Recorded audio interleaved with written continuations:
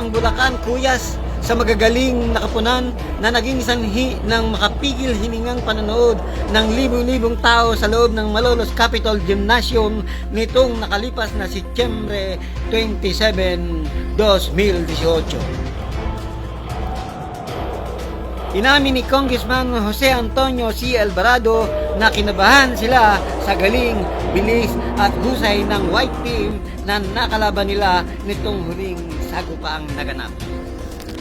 Tila walang kapaguran ang dalawang koponan na pabalik-balik sa magkabilang ring na nagpapakita na mahigpit silang magkatunggali, kaya hindi nawawala ng pag-asa ang mga tagahanga ng Bulacan Cuyas.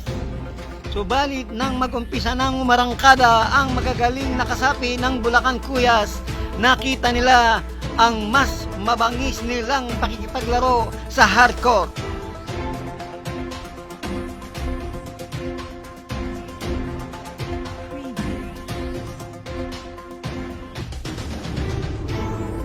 Bakas sa bawat isa ang salitang never say die.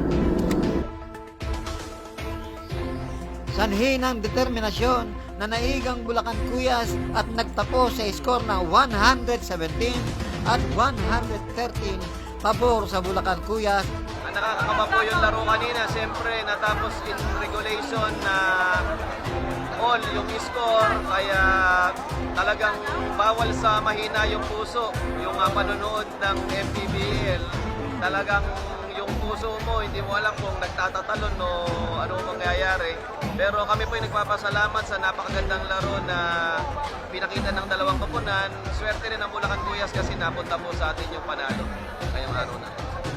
So, ano ba ang resulta ngayon ng kontratuagan na ginagawa ng Siyempre po, mas maraming nanonood dito sa basketball, mas maraming tao nakakaisip na kung ikaw ay magpapaalipin sa bawal na gamot, hindi mo mararating yung pangarap mo.